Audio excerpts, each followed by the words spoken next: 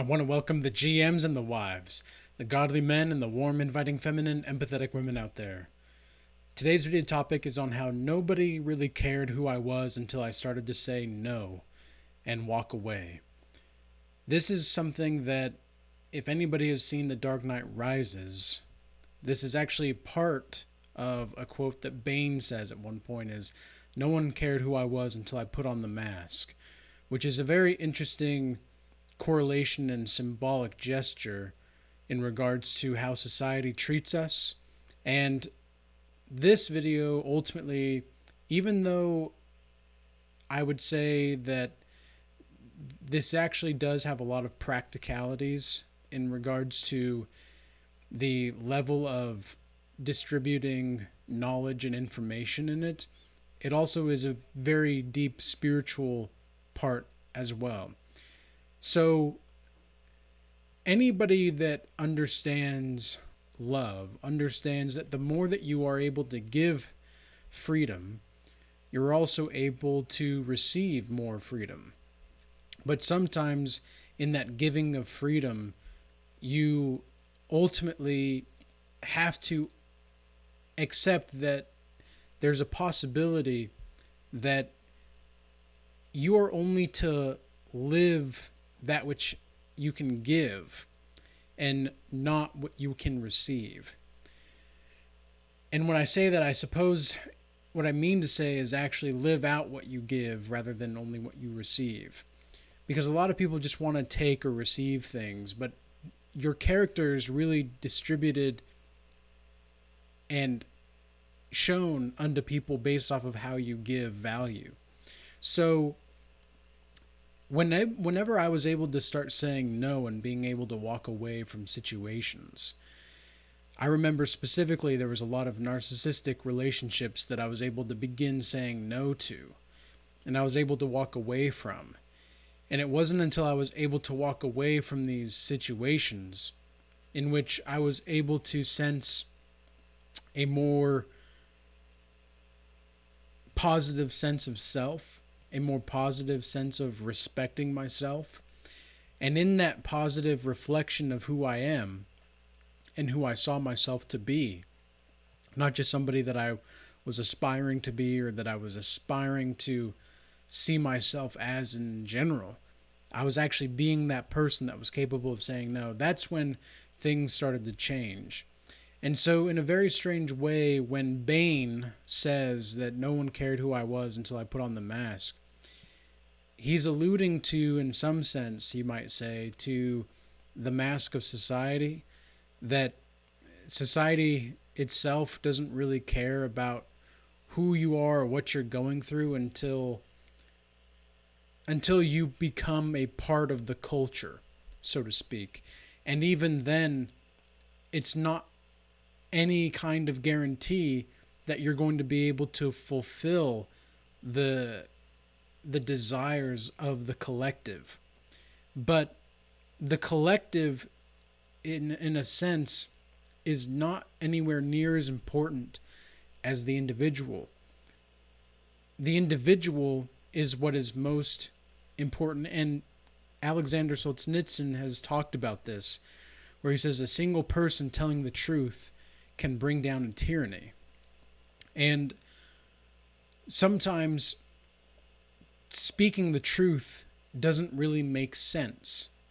Just because something is true doesn't mean that you have to talk about it. For example, there's a distinct example that I recall in a show called The Office, where Pam is pregnant, and she's at 9 months pregnant, and she's about to have a baby, and her replacement comes in to sit next to Jim and to be learning from Pam, etc. And Pam's replacement and Jim, her now at that time husband, is getting along quite well, a little too well, and Pam's replacement is also reasonably attractive. And so Pam asks Jim, "Hey, do you think she's hot?" And Jim says, "No, I don't. Like, I'm not attracted to her at all." And then you guys know how in the office how they go behind the scenes and then they talk one-on-one with the people. They talk one-on-one with Jim, and Jim says, no, I'm not going to tell my 9-month pregnant wife that her replacement while she's out on maternity leave is hot. It might be true, but it doesn't help anybody. And when he says that, that's exactly the kind of thing that I'm referring to, in the sense that it's not necessarily the point in which anyone should encourage other people to lie. But at least don't tell the truth when it's not going to be beneficial or helpful to the situation. Sometimes it's better to stay silent. It's not necessarily that your silence is a lie in that instance, but sometimes silence can be the best message to send to other people. And that's exactly what saying no and walking away can do in a situation. So, to bring it back a little bit to the more main topic, which is that being able to say no is going to increase your self-esteem. And this is actually a proven fact that men, when they're able to say no, especially I've seen that men that are able to say no to their lustful desires specifically, that they've been able to improve their self-image of themselves and their identity. And ultimately, that's what being able to say no is all about.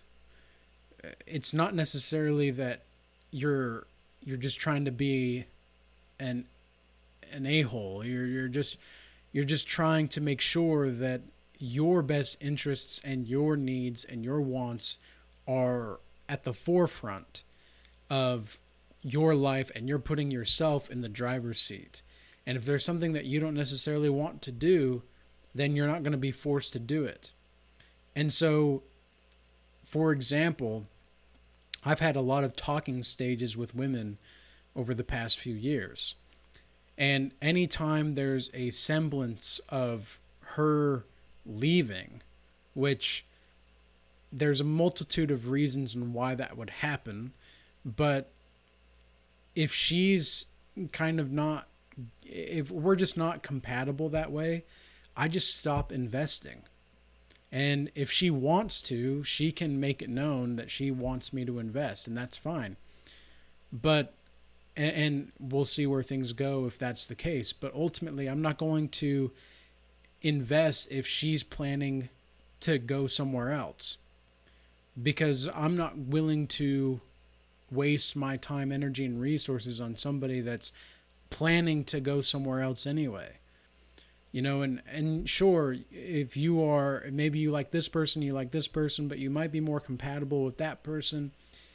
But this is like, all of this is going to say that you need to be able to know what you like and what you don't like, of course, but playing with people's lives, that shouldn't involve playing with people's lives or livelihood. And if you do that, then I think you're a highly irresponsible and inconsiderate person. So being able to walk away means that you ultimately have self-respect, and that you're not going to take your interactions with certain people, no matter who they are, for granted. And when you're with these people, you're going to encourage growth, you're going to encourage freedom, you're going to encourage boundaries. Just because you encourage freedom and growth doesn't mean you don't have boundaries. And just because you encourage freedom and growth doesn't necessarily mean that you can go do whatever you want. It's not about it. And guess what? Like, you can do whatever you want, sure. But should you do whatever you want? That's a different question. Because of course you can do whatever you want. I genuinely think that everybody ought to live their life as if they can do whatever they want to do. But should you be able to do whatever it is that you want to do? And is it the right thing to do just because you can do something? No, not always the case.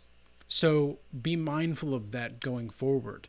And remember that whenever you have the capacity to not say, or the incapacity to say no, if you are not capable of saying no, what this means is that you you have either been conditioned to be naive, you've been conditioned to be a people pleaser, or you've been conditioned to think of everybody but yourself. And if you are somebody that is thinking of everybody but yourself, then you are naturally going to be inclined to misdirect your own opportunities for personal growth and development. And this is going to be a hindrance to your overall well being, because what you're basically saying is that you're not enough for yourself subconsciously. And if you're saying to yourself, I'm not enough for myself subconsciously, then what kind of people do you think that you're going to attract? And what kind of people, not only that are you going to attract, because you might be attracting a variety of different kinds of people, but what kinds of people are you going to accept into your life? You're only going to accept people that validate that subconscious belief. So if you don't understand who you really are and what you really are about and what it is that you don't want, because knowing what you don't want is almost as important as knowing what you want, if not more so sometimes. So being able to say no, these people that were in the back of my, like in my life back years ago, the people that I was able to finally say no to, they were stunned. Like they were stunned when I was able to say no and stand up for myself, because I hadn't done so for so long. And they're not going to buy into it at first, and you're going to have a really hard time making that leap. But it's only when you show that you're able to walk away and mean it is when they'll start to see, oh, okay, he's actually for real. She's actually for real.